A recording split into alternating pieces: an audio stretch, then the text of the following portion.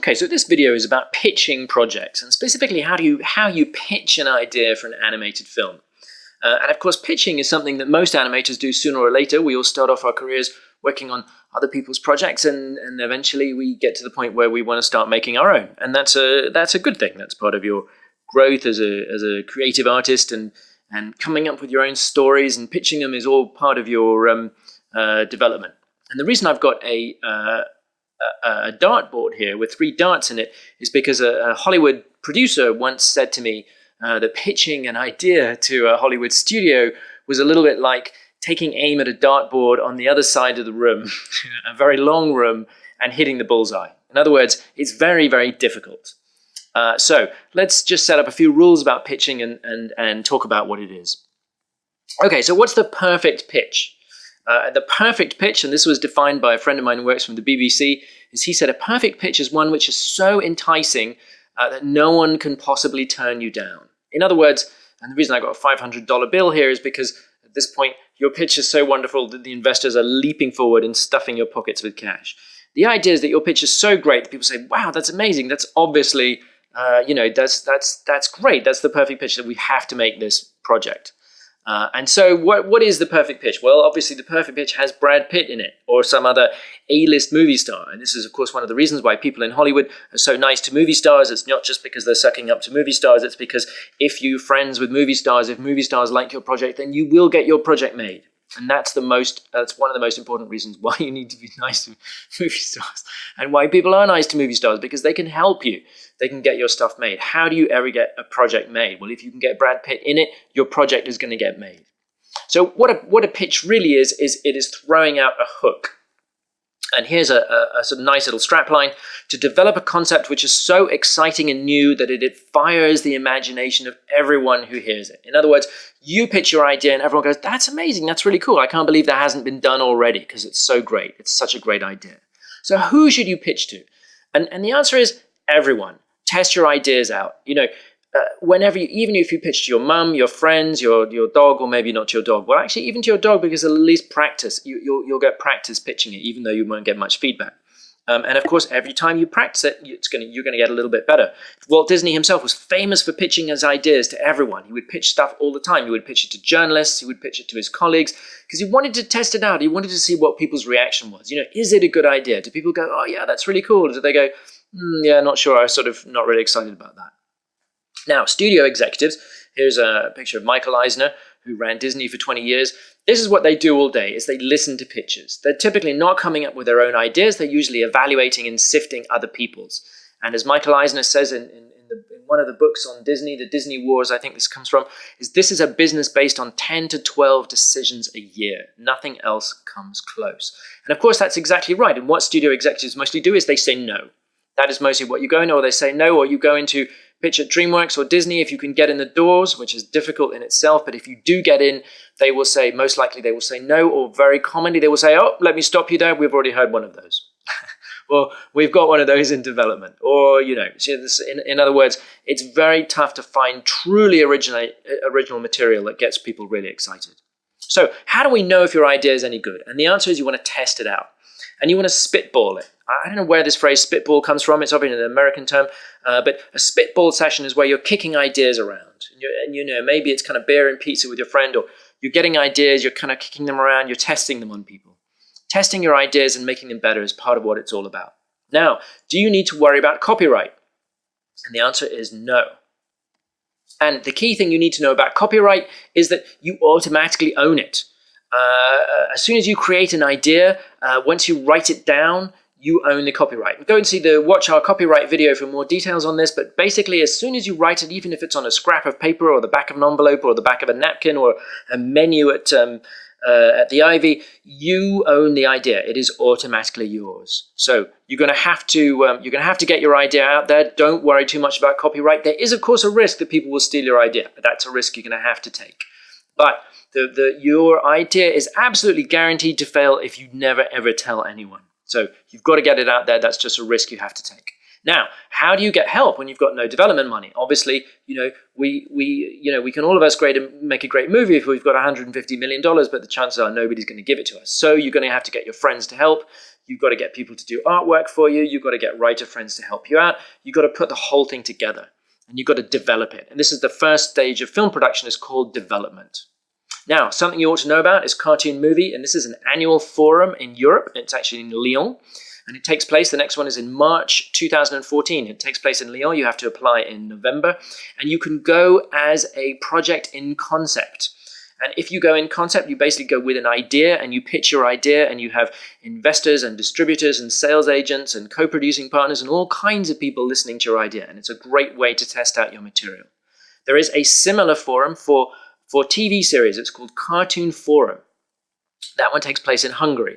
And again, it's the same thing for TV series, although it's not quite like the movie pitching business, because you have to have a pilot. So to do this, you've got to have put something together, either under your own steam, working yourself, or getting your friends to help you out, or maybe even paying some money to do it. So that's Cartoon Forum. Now, back to your pitch. Classic elements of an animated film. What goes into an animated film? Typically, you've got, a good versus evil story, overcoming obstacles to realize a dream, and a happy ending. This is obviously for the commercial end of things. If it's an independent project, it might be completely different. But for commercial stuff, this tends to be the kind of thing that people are looking for. Now, what's in a good pitch? Well, you should have a synopsis of the story. This is also called an outline, and this will be 2 to 3 pages of type. And this is from my film, My Haunted House, and you can see here I've got Act 1, I've got the theme here, I've got the synopsis in brief, and you generally want to type it up. And you also want to have some images of the main characters, like what's your film going to look like? Here's some early concept art that I did on My Haunted House, where I've got some designs that I did of the characters, the house that Charlie lives in, and some images of the environment that all of these characters are going to inhabit, so that people have some idea of what's going on. Now, there's also this concept of a leave behind, and a leave behind is a sort of printout of your idea. Now, nowadays, actually, increasingly, people like a PDF because digital copies are fine. A few years ago, it was still a good thing to have a leave behind. You might still have something, maybe even a postcard or a single piece of paper, or just something to give someone, so they've got something to, if somebody walks into the office and says, how was the pitch, they've got a single sheet of paper that they can show. It doesn't necessarily need to be a whole printed and bound thing, but it's good to have something to leave behind, because remember, the people you're selling to are going to have to sell it to someone else. So even if they're excited by it, help them to pitch it. If you're doing a TV series, you've got to include sample scripts. Very important. TV series will always have a script, because, of course, what a TV series is usually an environment with a bunch of characters in a setting, whether it's a house or a field or wherever they are, and then they're going to have all these adventures every week. And you've got to have sample scripts so that you can show that all these characters can have new and interesting adventures every week based on the same central premise. You probably also ideally want some kind of proof of concept animation. Remember, if you're selling to executives or non-visual people, or people who even just don't know you very well, they may not know that you're a brilliant animator, they may not know that you can bring this thing to life. And if you give them some information, some hard information, like some graphics or some test animation, it will help them visualize what it is that they're investing in or that they're buying. And make sure what you do is good, because they will not assume that you can do any better. So you better make sure it's good. Now, what else do you need? You probably need a budget.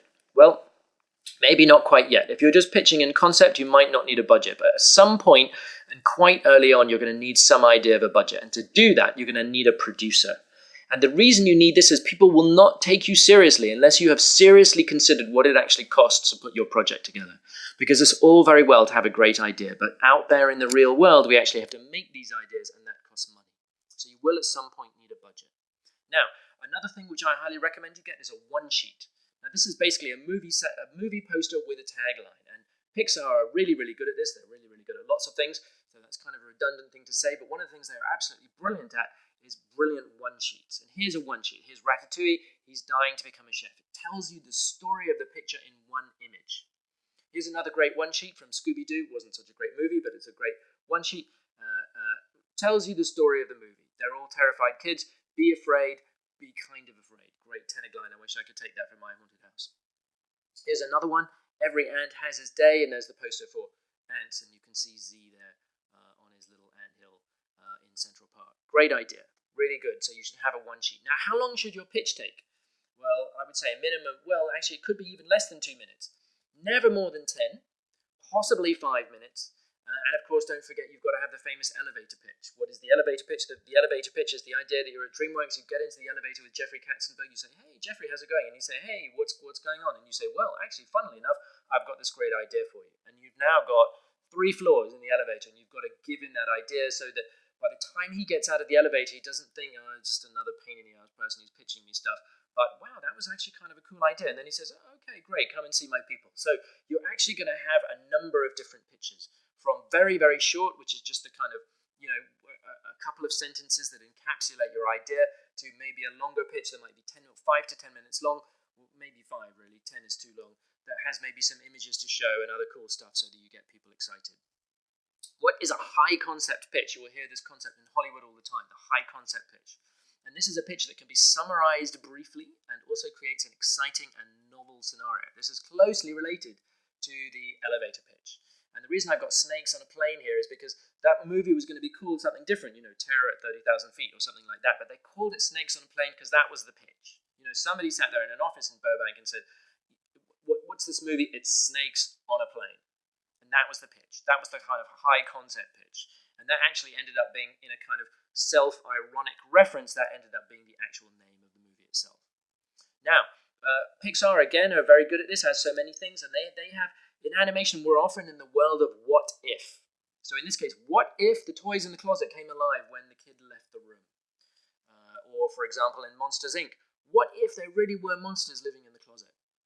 Or, for example, the Incredibles, what if all the superheroes got old and fat and out of shape?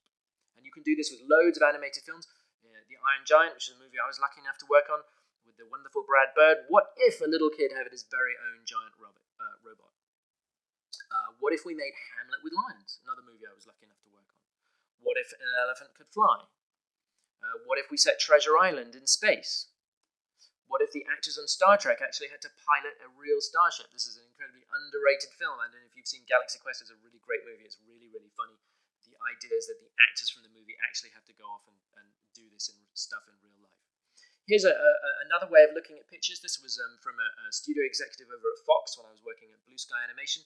And she said, another way of selling stuff to executives is to say, it's like. So the Fox and the Hound is kind of like The Fugitive, only with a fox and a hound. So what you're doing is you're anchoring your idea to existing films so that people feel safe with what you're pitching them.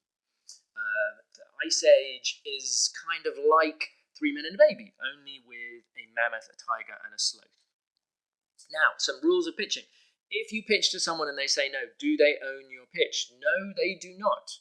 But if you work for them, they might say you do. So be careful if you're pitching. If you work for Disney or DreamWorks and you then go pitch for Disney or DreamWorks, they might well say it's their idea because you did it on their time and you're contracted to them. So be a little bit careful whenever you're pitching to your own employer.